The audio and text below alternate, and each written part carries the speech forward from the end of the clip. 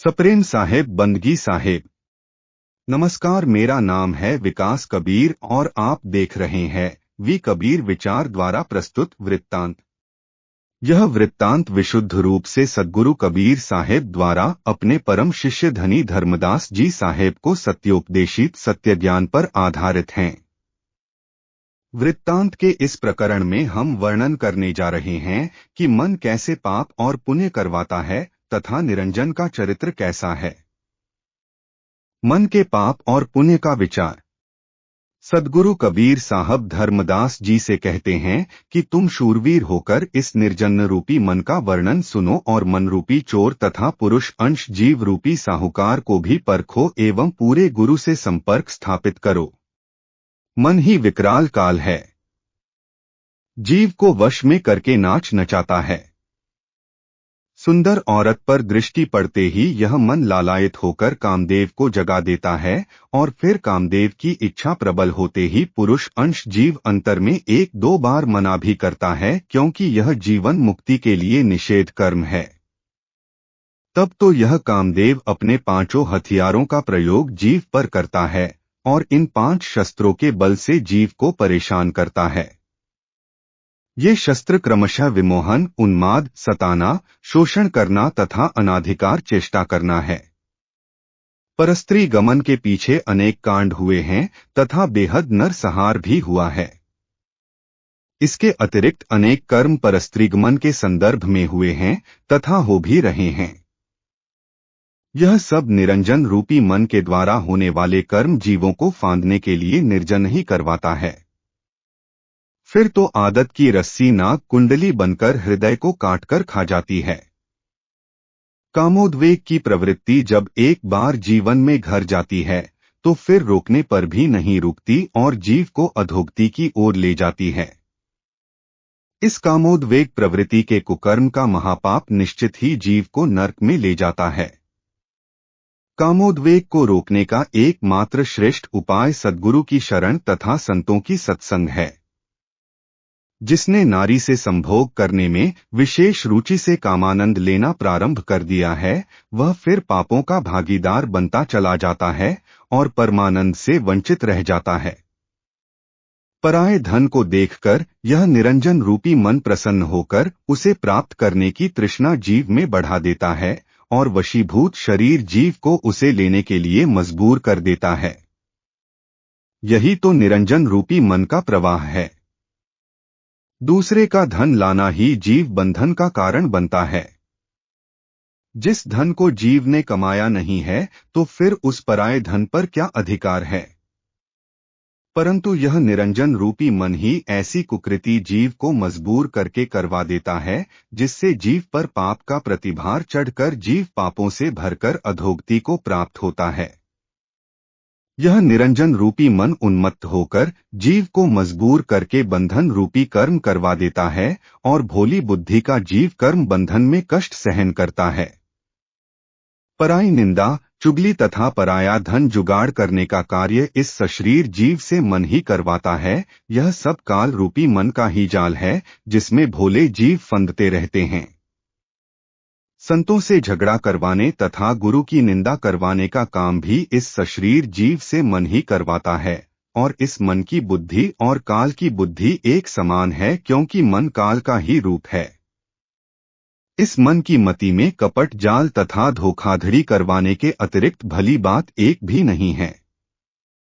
गृहस्थी होकर जिसके घर में नारी है फिर भी पराई स्त्री के साथ संबंध रखना इस मन का ही काम है।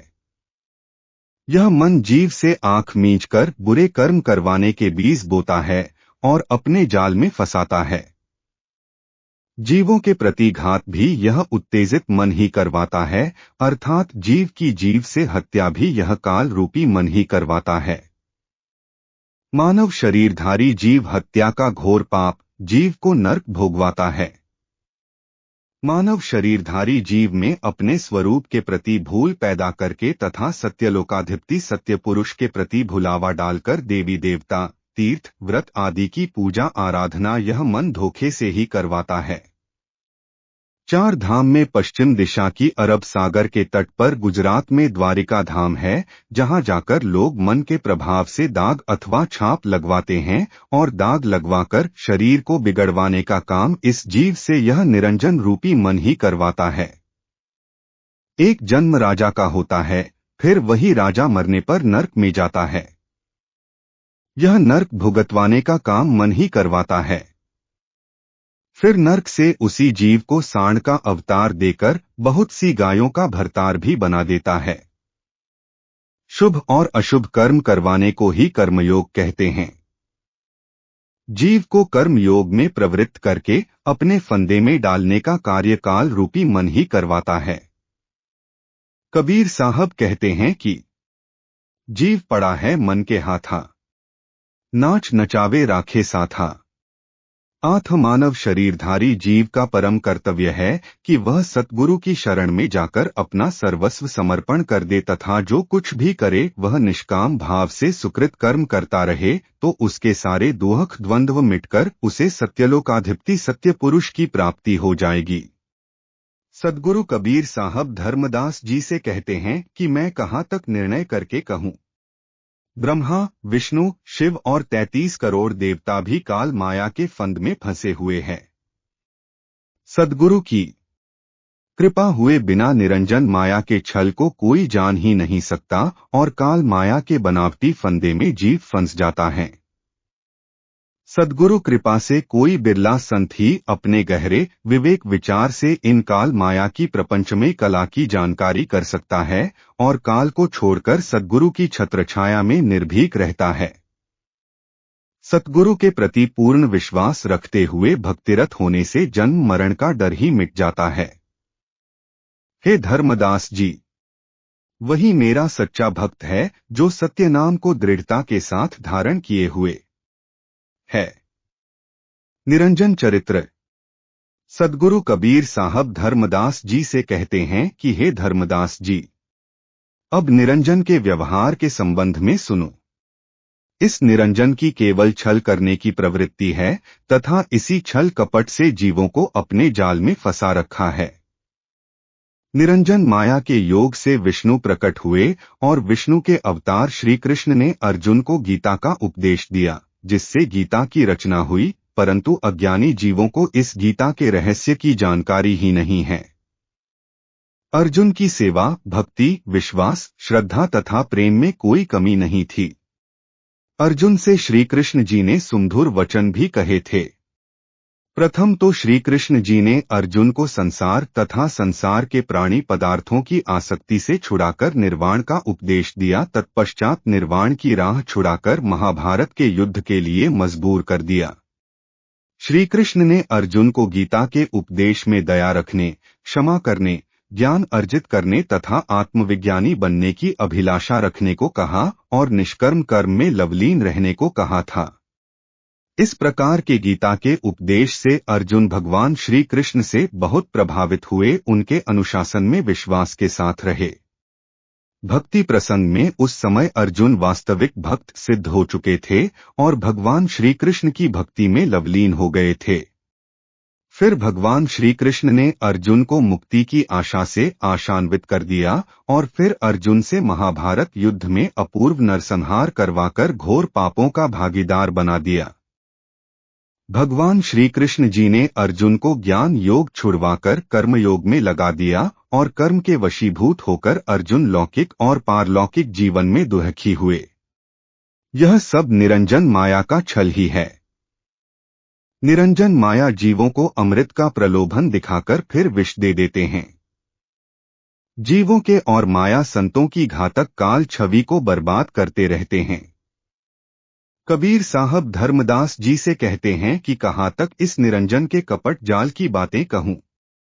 इस काल की तो अनंत प्रपंचमयी चर्चाएं हैं। कोई बेचारा जीव तरना भी चाहे तो जैसे तैसे उसे उल्टा सीधा फंसाकर डुबा देता है। संसार के लोग गीता को मोक्ष का द्वार मानते हैं, परंतु गीता सुनने वाले स्वयं अर्जुन है तथा गीता में सारी चर्चाएं भी श्री कृष्णार्जुन की ही है। फिर भी आप विवेक विचार तो करो कि महाभारत में बेचारे अर्जुन से कितना नरसंहार करवा दिया। शायद सृष्टि रचना से लेकर आज तक इतना नरसंहार किसी भी दूसरे व्यक्ति से नहीं हुआ। यहाँ तक कि कुटुंबीजन, वंशजन, समाज के लोग, सगे संबंधी, गुरु द्रोणाचार्य, भीष्म पितामह, कर्ण जैसे महादानी भी अर्जुन के हाथों मारे गए। अर्जुन में सत्य पुरुष की अंतप्रेरणा बहुत उभरी। वे कतई अंतःकरण से इन्हें मारने के पक्ष में नहीं थे। उन्हें हस्तिनापुर का राज प्राप्त करने की भी अभिलाषा नहीं थी। फिर भी अर्जुन को श्री कृष्ण जी ने ऐसा महा अपराध करने लिए ही बाध्य कर दिया था। कितनी विधवाएं हुए, कितने बच्चे बच्ची पितृहीन हुए, कितने घरों में बेहद रुदन हुआ तथा कितना हाहाकार मचा होगा, यह उस समय के लोग ही जाने होंगे। आज भी उस कुरुक्षेत्र में चारा तक नहीं उगता और अशांति छाई हुई है। आथ कोई बिरला संत ही इस निरंजन काल की प्रपंचमयी कुकृतियों की परीक्षा कर सकते हैं। सद्गुरु के ज्ञानोपदेश की राह पर चलने वाले ही सच्ची भक्ति मार्ग पर प्रशस्त होने की चेष्टा कर पाते हैं। इस तरह कोई बिरला संत ही इस निरंजन की छलपूर्ण मति तथा नीति को जानकर अथवा पहचानकर इससे एकदम अलग होकर सद्गुरु, वंशगुरु की शरणागति को प्राप्त होते हैं। इस प्रकार सद्गुरु की शरण लेने से ही काल के भय से बचा जा सकता है और अखंडित आनंद की प्राप्ति हो सकती है। सद्गुरु कबीर साहब कहते हैं कि हे धर्मदास जी, आप तो सकल हंसों साहिब के भक्तों के राजा हो। आप अब सतगुरु की महिमा को जानो और सत्य पंथ का प्रकाश करो। मैंने आपको सत्य पुरुष का अजर अमर संदेश दे दिया। टिप्पणी कई लोगों के श्रीमुख से चर्चा सुनी जा रही है कि हम गुरु पंथा पंथी के चक्कर में नहीं हैं। हम तो सीधा ईश्वर अथवा परमात्मा से ही संबंध रखते हैं।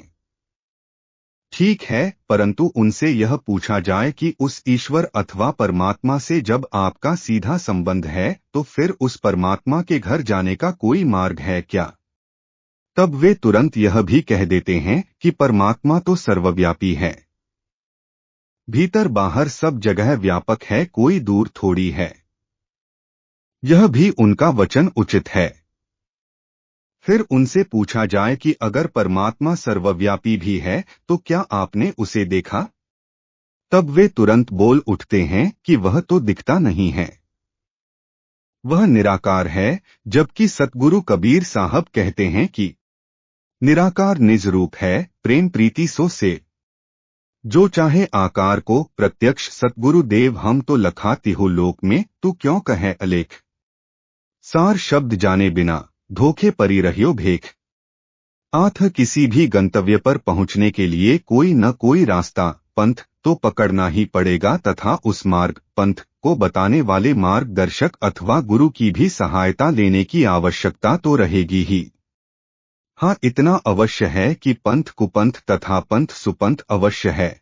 पंथ कुपंथ वह है कि जिस पंथ से जीव सत्यलोक निज घर न पहुंचकर निरंजन तथा माया द्वारा कृत्रिम लोकों में पहुंच जाए तथा स्वर्ग पाताल एवं मृत्युलोक में ही रहे, वह जीव के लिए कुपंथ ही है। पंथ सुपंथ वह है कि जिस पंथ से जीव निज घर सत्यलोक पहुंच जाए उसे सुपथ कहते हैं।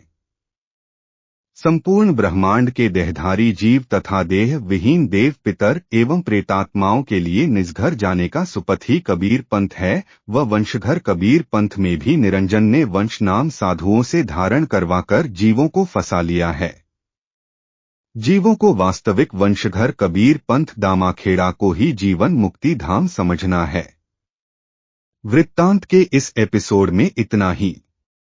इसके अतिरिक्त यदि आप इस विषय में अपनी कोई बात, राय या सुझाव हमसे साझा करना चाहते हैं तो कमेंट बॉक्स में अवश्य कीजिएगा। इन्हीं शब्दों के साथ बहुत बहुत धन्यवाद। सप्रेम साहेब, बंदगी साहेब।